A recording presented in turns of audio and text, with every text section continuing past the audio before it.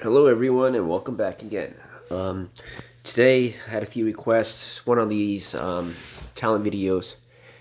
I'm sorry, tutorial videos I'm supposed to put together in the series. I think this is maybe tutorial 4. But I wanted to talk about the talent tree for the flagship. So there's a total of 3 defensive assault, well, 4 total. Defensive, assault, healing, and divine. I don't have divine yet. You need to have the turtle shell skin to have this. So I don't have that.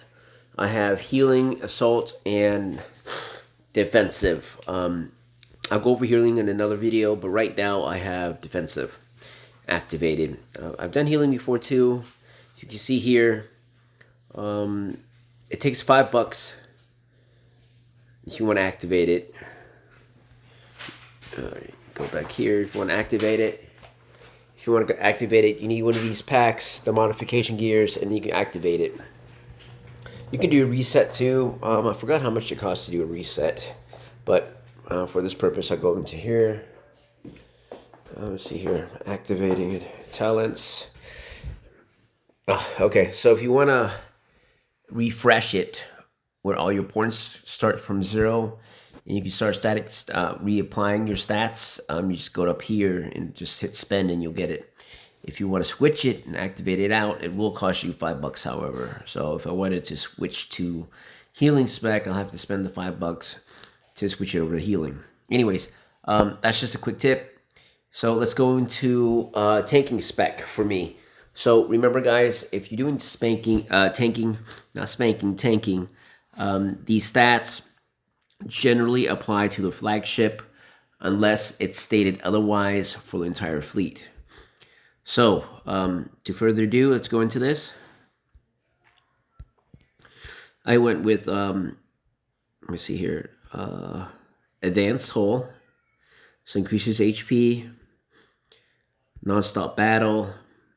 Battle keeps going if the flagship. So the battle keeps going even if the flagship's sunk. Fleet protections, the other fleet receives 3% less damage. I did weakness. So crit damage reduction, that's important. Strategy weakness. So because I am specifically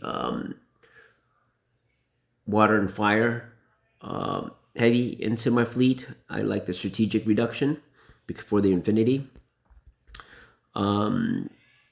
Okay, the cutting edge armor, where you get the armor bonus. I didn't do the critical resistance just because you can get that through armor. You level up another armor and it'll increase that. So you get much more of a higher bonus. So 70 points here. I didn't go for cutthroat just because not that many people are using cutthroat. Fleet protections, other sheet receives less 3% less damage. Strat, okay, we went over that. Blazing, because right now there's heavy hitters in blazing. You can go drowning, but I didn't go drowning yet this time. You could probably lessen it up, maybe do 2 or 3 into blazing and then the rest into drowning. But however, remember, there's only really Janet out there that does a lot of damage with water. Whereas you have my Iskander and a few other buffs and things. So I think it's more important to have blazing or burn damage reduction right now. Okay, so moving on. Reinforced armor, basic attack reduction. I didn't go for artillery, so you can go for artillery damage reduction instead of the basic damage reductions. I see a lot of people have artillery ships in there, but for me I went with basic just because if they don't have artillery, at least this one is a very straightforward basic damage, right? Can't really go wrong. Artillery ship. Ship received reduces attack by 5% for 3 seconds. That's where I went for 1 point here. Also went for Doomsday. 1 point active shield bonuses. I find that to be a little bit more helpful with the tanks out there. The active shields seem to be more beneficial than applied shield. Attractive armor increases the ship aggro by 25, so you want more aggro on there, so that's what I went for.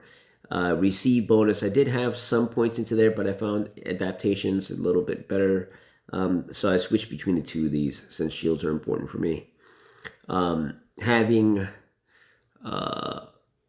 majority of my heroes, or a lot of heroes, have cast shield, like UG, Callahan, Ahab.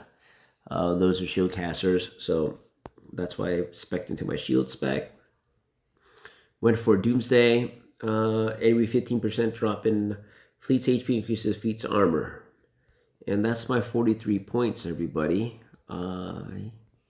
Yep. If I keep leveling it out, I'm going to finish up my advanced shield, the next point, and then finish out the shield adaptation armor, which should give me actually a little over. 1 point here will put me at 44. 1 point here will put me at 45. At which point in time this will open up for me.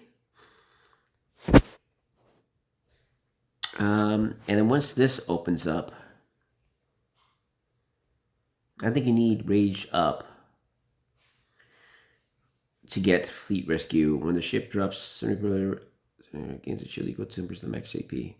So that might be a good one, but then I think you have to be like 5 points into this before you can go into the Fleet Rescue, which is ship's HP drops below 40%, 70%, 40% gains shield equal to 10% of the max HP. Okay, so that was nice.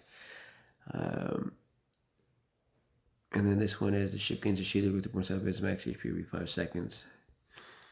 0.5 max HP. I would go for periodic shield just because you want to have the preventative damage versus actually having the damage and then trying to heal it up. Preventative damage seems a little bit better for me, but I'd test it out and see which one's a little bit better for both. However, I haven't had it yet, but this is what I would have it if I were 2 more levels higher. So currently my flagship's at 52. So for me to get that, I need to get to 54 at the very least. So this would be, if you go here, 53, 54, and then 55. So at 55, I'll be able to put at least 1 point into one of these and find out which one works. So there you go, guys. That's what I would put into my tank ship for the talents. I'll make in a few more for probably assault and the healing as well as part of the tutorial series, guys. Hope you enjoy. Remember to like and subscribe and put a comment in. See you for the next one.